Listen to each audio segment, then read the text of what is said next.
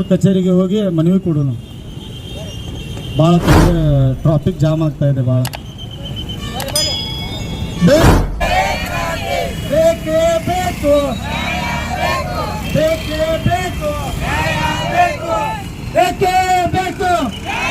ರಕ್ತವನ್ನು ಚೆಲ್ಲುತ್ತೇವೆ, ರಕ್ತವನ್ನು ಚೆಲ್ಲುತ್ತೇವೆ.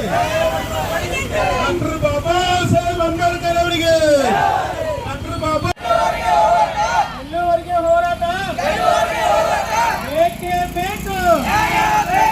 ಬಾಬಾ ಸಾಹೇಬ್ ಅಂಬೇಡ್ಕರ್ ಅವರಿಗೆ, ಬಾಬಾ ಸಾಹೇಬ್ ಅಂಬೇಡ್ಕರ್ ಅವರಿಗೆ ಬೇಕು, ಬೇಕೇ ಬೇಕು. ಕ್ಯಾಮ್ರಾ ಬಂದು ಫೋಟೋ ಹಿಡಿ, ಕ್ಯಾಮ್ರಾ ಬಂದು ಫೋಟೋ ಹಿಡಿ.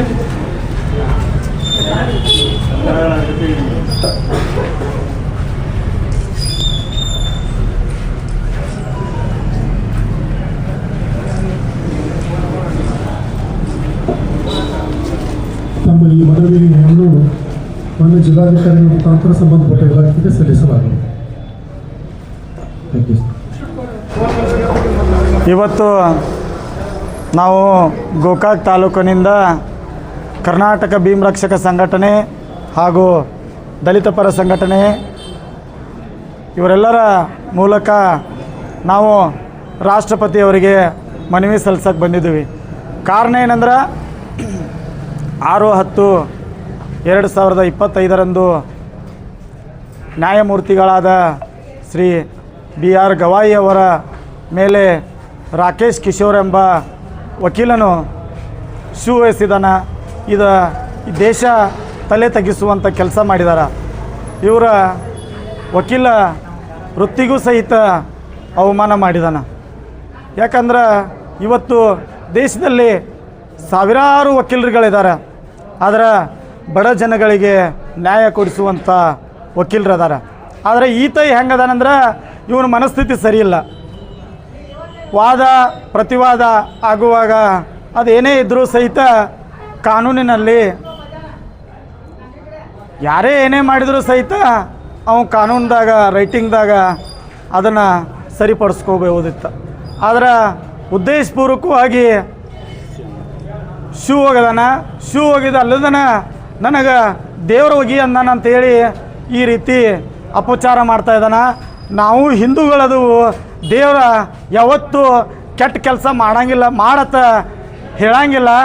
ನೀ ಸುಳ್ಳ ದೇವ್ರ ಹೆಸರು ಕೆಡ್ಸಾತಿ, ದೇವ್ರನ್ನ ತೊಗೊಂಬಂದ್ರೆ ಹಿಂದೂ ಸಂಘಟನೆಗಳು ನನ್ನ ಜೊತೆಗೆ ಅದಾರಂತ ಅನ್ಕೋತಿ. ನಾವು ಹಿಂದೂಗಳದು, ಭಾರತ ದೇಶದಾಗ ನಾವು ಹುಟ್ಟಿದ್ವು ಅಂದ್ರೆ ನಾವು ಹಿಂದೂನದು. ನೀ ಏನಾರ ನಮಗೆ ಈ ರೀತಿ ಮಾಡೋದು ಕಿಶೋರ್, ಇದು ಕೊನೆ ಆಗ್ಬೇಕು. ಇಲ್ಲದಿದ್ರೆ ಮುಂದಿನ ದಿನಮಾನದಾಗ ನೀ ಎಲ್ಲಿ ಸಿಕ್ತಿಲ್ಲ ಅಲ್ಲಿ ನಾವು ಶೂ ಒಗಿಯುವಂಥ ಕೆಲಸ ಮಾಡಬೇಕಾಗ್ತೈತಿ. ಧಿಕ್ಕಾರ ಧಿಕ್ಕಾರ, ರಾಕೇಶ್ ಅವರಿಗೆ ಧಿಕ್ಕಾರ, ಧಿಕ್ಕಾರ ಧಿಕ್ಕಾರ, ರಾಕೇಶ್ ಅವರಿಗೆ ಧಿಕ್ಕಾರ, ಧಿಕ್ಕಾರ ಧಿಕ್ಕಾರ. ಹೆಂಗೈತೆ ಅಂದ್ರೆ ಸರ್ವ ಜಾತಿಗಳ ದೇಶ ಇದು. ಇದು ಯಾರಪ್ಪನ ದೇಶ ಅಲ್ಲ, ಎಲ್ಲ ಜಾತಿಯ ಜನ ಜೀವಿಸುತ್ತಿದ್ದಾರೆ. ಅದಕ್ಕೆ ಡಾಕ್ಟರ್ ಬಾಬಾ ಸಾಹೇಬ್ ಅಂಬೇಡ್ಕರ್ ಅವರ ಸಂವಿಧಾನ ಕೊಟ್ಟಿದ್ದಾರೆ ನಮಗೆಲ್ಲರೂ. ಬಾಬಾ ಸಾಹೇಬ್ ಅಂಬೇಡ್ಕರ್ ಅವರ ಸಂವಿಧಾನ ನಮಗೆ ಇರದೇ ಹೋಗಿರ್ತಿದ್ರೆ ನೀನು ವಕೀಲು ಆಗ್ತಿರ್ಕಿಲ್ಲ, ನಾನು ಬಂದು ಇಲ್ಲಿ ಮಾತಾಡ್ತಿರೂ ಇರಲಿಲ್ಲ. ಇವತ್ತು ಮುಸ್ಲಿಮರಿಗೆ ಕುರಾನ ಗ್ರಂಥ ಆಗಿರ್ಬೋದು, ಕ್ರೈಸ್ತರಿಗೆ ಬೈಬಲ್ ಗ್ರಂಥ ಆಗಿರ್ಬೋದು, ಹಿಂದೂಗಳಿಗೆ ಭಗವದ್ಗೀತೆ ಗ್ರಂಥ ಆಗಿರ್ಬೋದು. ಆದರೆ ಇಡೀ ದೇಶಕ್ಕೆ ಒಂದೇ ಒಂದು ಗ್ರಂಥ ಅಂದರೆ ಅದು ಸಂವಿಧಾನ ಅನ್ನೋದನ್ನು ನಾವು ಅರ್ಥ ಮಾಡ್ಕೋಬೇಕಾಗಿದೆ. ಡಾಕ್ಟರ್ ಬಾಬಾ ಸಾಹೇಬ್ ಅಂಬೇಡ್ಕರ್ ಅವರಿಗೆ